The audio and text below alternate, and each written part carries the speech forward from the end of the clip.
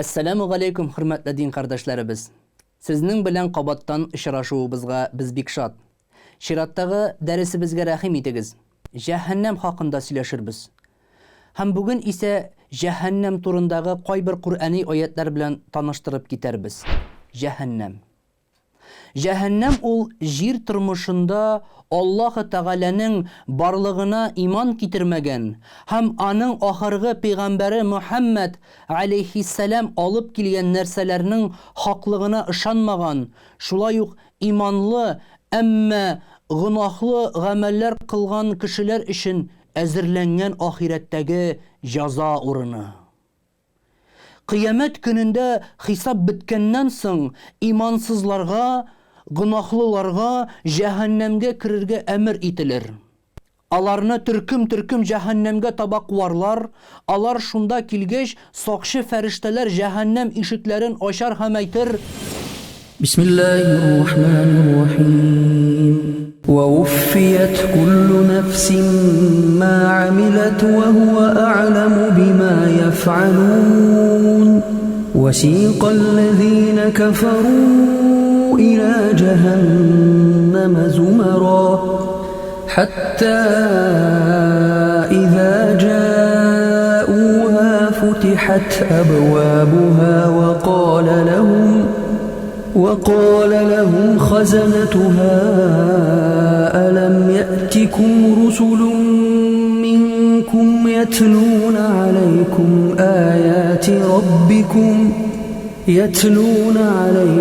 آيات ربكم وينذرونكم لقاء يومكم هذا قالوا بلى ولكن حقت كلمة العذاب على الكافرين قيل ادخلوا أبواب جهنم خالدين فيها فبئس مثوى المتكبرين. Сезгә арагыздан рәсүлләр килмәделәрмени? Алар Раббыгызның аятларын сезгә укымадылармыни?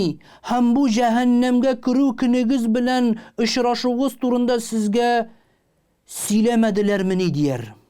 Алар исә: әйе, әмма әлбәттә җәһәннәмне кешеләр һәм җиннәр белән тутырачакмын шәкелендәге илаһи газап вәгъдәсе безнең кебек имансызлар өчен чынга ашты диярләр. Җәһәннәм сакчылары аларга эшендә мәңге калыр өчен җәһәннәм капкаларыннан кирегез.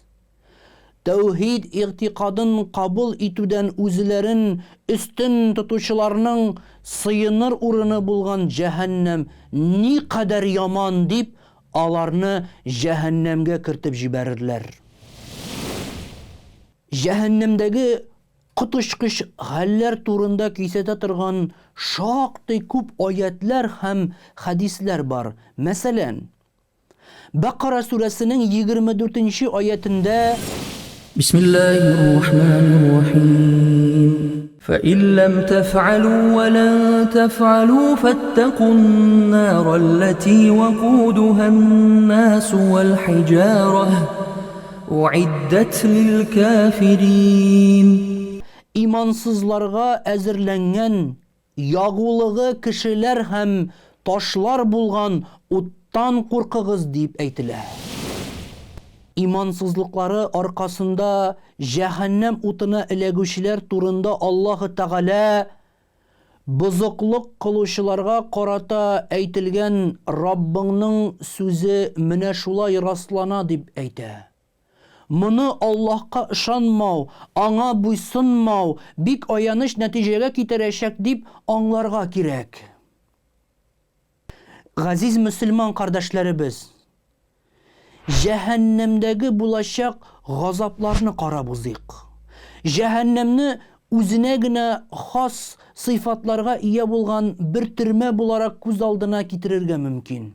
Ул имансызлар, мунафиклар һәм гынаһлы мөселманнар өчен әзерләнгән ахирәттәге газаплау урыны. Имансызлар һәм мунафиклар җәһәннәмдә мәңге калачак.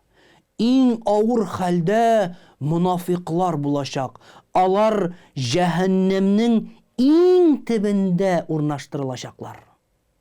Гынаһлы мөселманнар кылган гынаһларының күплегенә һәм авырлыгына карап, җәһәннәмгә билгеле бер вакытка кертеләчәк.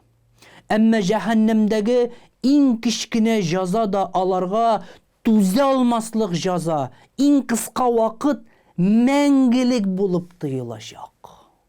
Мәгълүм булганча, җәһәннәм берсеннән-берсе начар һәм куркыныч булган 7 дәрәҗәгә бүленә.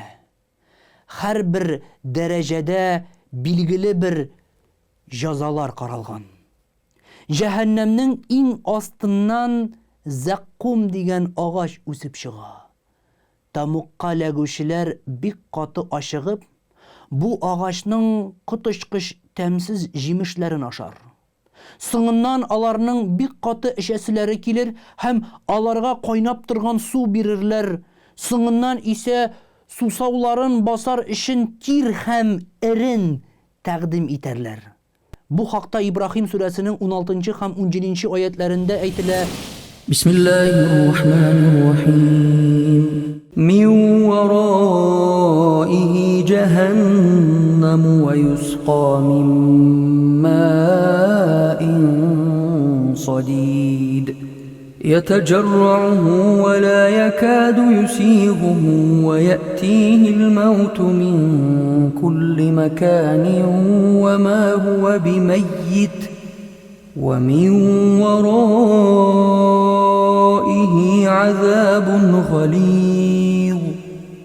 Шул җәберләүче артында аны көткән җәһәннәм бар.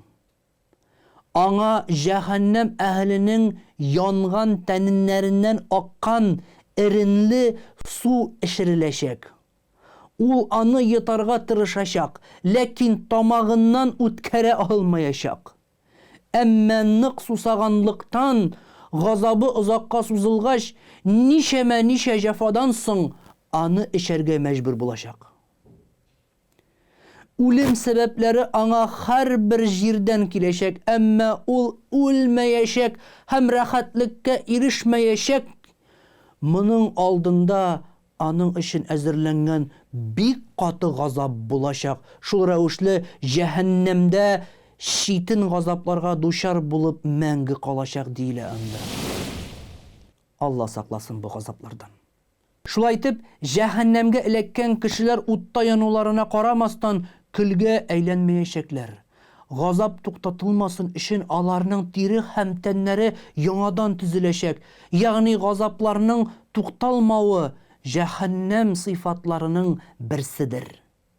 Җәһәннәм әһелләренә ут белән җәзалаудан тыш башка газаплар да билгеләнергә мөмкин. Мәсәлән, кешеләрне баганаларга асып газаплау, кулларыннан, аякларыннан бәйләп җәзалау, өсләренә чылбырлар тагып өстерәп йөртү, бик эссе эчемлекләр бирү, яндыру яки киресенчә бик каты өшетү, йылан һәм шаяннарның тешләве һәм башкалар.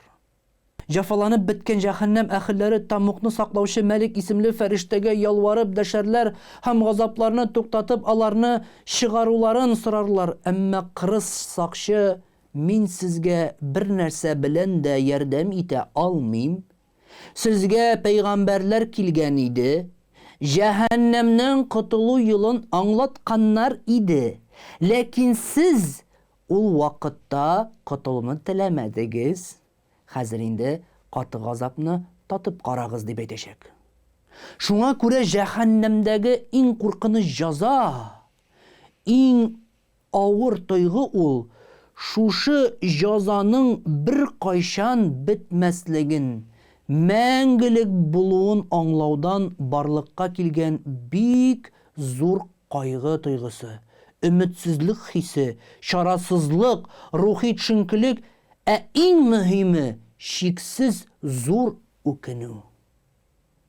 Җәһәннәм әһелләре җир тормышында аларның адашуларына сәбәпче булган кешеләрне каһәрләп, "Фәлән мине туры юлдан яздырды. Я Аллаһ, аны миннән дә катырак җәзала" дип әйтерләр. Шулай ук кешеләрдән һәм җиннәрдән безне адаштыручы һәр кемне безгә күрсәт. Без аларны үз аяк астына салып таптыйк. Алар бездән дә түбәнрәк дәрәҗәдә булсын диярләр. Имансызлар һәм мунафиклар турында Аллаһу Тәгалә بسم الله الرحمن الرحيم يريدون أن يخرجوا من النار وما هم بخارجين منها ولهم عذاب مقيم. алар җәһәннәмдәге уттан чыгарга теләр, тик алар аннан бер кайчанда чыга алмаячак. Аларга мәңгелек бер газап әзерләнгән дип әйтә. Хөрмәтле газиз дин кардәшләребез, алга таба җәннәт әһелләре белән җәһәннәм әһелләренең сөйләшүләренә дә тукталып китик. Җәннәт әһелләре җәһәннәм әһелләренә безгә Аллаһу Тәгалә вәгъдә иткән нәрсәләр дөрес булды.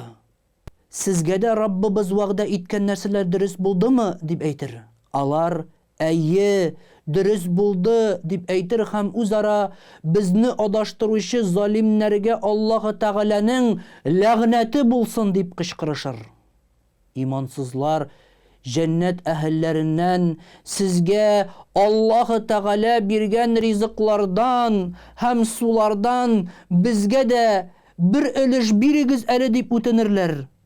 Җәннәт әһелләре исә Аллаһу Тәгалә ул ниғмәтләрне имансызларга харам итте.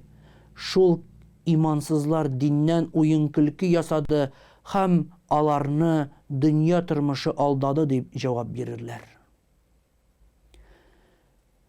И газиз мөселман кардәшләребез, ахирәткә иман китерүнең дә файдаларын карап узыйк. Беренче файда, ахирәткә иман китерү безне Аллаһу Тәгалә кушканча яшәргә, саваплы гамәлләр эшләргә этәрә. Мөселманнар Кыямәт көнендә без шул яхшы эшләрнең нәтиҗәсен, изгелекләребезнең савапларын күрәчәкбез дип өметләнә. Икенче файда, Аллаһу Тәгалә тыйган эшләрдән саклану, алардан шитләшү безнең өчен бик кирәк. Кыямәт көненә ышану харам эшләрдән тыелырга зур сәбәп булып тора. Чөнки шул көндә харамны эшләгән өчен нинди куркыныч җәза булачагын белеп, без гөнаһлардан сакланабыз. Аллаһ тыйган нәрсәләрдән арынырга тырышабыз. Аллаһу Тәгалә Куръани Кәримдә بسم الله الرحمن الرحيم وأن ليس للإنسان إلا ما سعى وأن سعيه سوف يرى ثم يجزاه الجزاء الأوفى وأن إلى ربك المنتهى. Кешегә үзе омтылган нәрсә генә булачак. Аның тырышуы тиздән аның гамәл дәфтәрендә һәм мизанында күрсәтеләчәк. Шуннан соң ул кеше тулысынча әҗрен алачак, бөтен барлыкларга соңгы барасы урын синең Раббың хузурында дип әйтә. Өченче файда, әгәр кеше ахирәттәге тормышын кайгыртса, аның бу дөньядагы тормышы да яхшырачак. Иманлы кеше мәңгелектәге хәленә зыян китермәс өчен бу дөньяда Аллаһу Тәгалә тыйган гамәлләрдән шитләшергә кирәк булуын аңлый.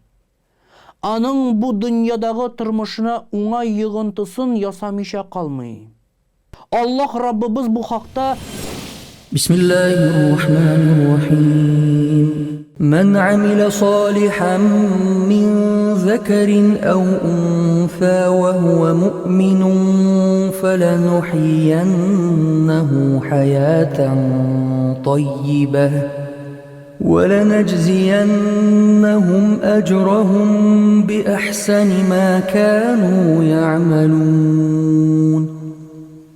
һәр мөмин ир һәм мөмин хатын иман шартларына шөбһәсез иман итеп изге гамәл кылса, без аңа дөньяда да, кабрдә дә, җәннәттә дә бик күркәм тормыш бирәчәкбез. Моннан соң алар үлемсез бер тормышка, фәкыйрлек куркынычы булмаган бер байлыкка, саулыкка, югалмаячак милеккә һәм мәңгелек бер бәхеткә ирешәчәкләр. Һичшиксез алар кылган нәрсәләрнең әҗерләрен иң күркәме белән бирәчәкбез дип. Дүртенче әһәмият, дүртенче файда, Коръәндәге ахирет тормышы турындагы аятлар белән танышканнан соң, мөэмин мөселманнар бу дөньяда файдаланып кала алмаган нәрсәләрне ахирәттә файдаланырбыз дип өмет итә. Пәйгамбәребез Мөхәммәд алейхиссалам бу дөнья мөэминнәр өчен төрмә, имансызлар өчен җәннәт дип әйткән. Имам Нәвави аңлатуы буенча, һәр мөэмин ул өстенә төрле туйлар һәм бурычлар йөкләтелгән тоткын шикелле. Вафат булгач, ул барлык йөкләмәләрдән арына һәм Аллаһ Тәгалә аңа әзерләгән мәңгелек ләззәт, рәхәтлек урынына кайта. Имансыз исә бу дөньяда ничек тели шулай яши, әмма үлгәч, тоткын булып, мәңгелек газаплану урынына кертелә. Бишенче файда, иманлы кеше өчен бу дөньядагы тормыш ахыргы һәм бердән бер максат түгел. Ул аның өчен җитдирәк максатка, ахирәттәге мәңгелек бәхеткә ирешү өчен бер мөмкинлектә. Шулай итеп, кыямәт көненә ышанучы кеше бу фани дөнья тормышы белән генә шикләнми, мәңгелек ахирет тормышына да шактый зур игътибар бирә. Куръани Кәримдә Аллаһ Тәгалә بسم الله الرحمن الرحيم زعم الذين كفروا أن لن يبعثوا قل بلى وربي لتبعثن ثم لتنبؤن بما عملتم وذلك على الله يسير. İmansızlar bir qaşanda tiriltilməyəcəklər deyib sanırlar. Әйт, ey Muhammed aleyhisselam, юк. Rabbim белән ант итәмен, сез тулысынча тирилтеләчәксез. Шуннан соң кылган нәрсәләрегездән хәбәрдар ителәчәксез. Аллаһ өчен бу бик җиңел дип әйтә. Шул ук сүрәнең 8 һәм 9 аятларында بسم الله الرحمن الرحيم فآمنوا بالله ورسوله والنور الذي أنزلنا والله بما تعملون خبير يوم يجمعكم ليوم الجمع ذلك يوم التغابن ومن يؤمن بالله ويعمل صالحا يكفر عنه سيئاته ويدخله جنات تجري من تحتها الأنهار خالدين فيها أبدا ذلك الفوز العظيم. Аллаһка һәм аның Рәсүленә саллаллаһу алейхи ва саллям һәм без индергән нурга, Куръанга иман итегез. Аллаһ сезнең кылганнарыгыздан хәбәрдар, ул әвәлгеләрнең һәм соңгыларның җыелу көне булган кыямәт хисабы өчен сезне бер урынга китерәчәк көнне исеңдә тот. Ул алдану көнне һәм ул көнне алданганнар җәһәннәмдә булачаклар, чөнки иман белән үлгән ишракларында җәннәттә алачак урыннарын мөселманнарга бирәчәкләр.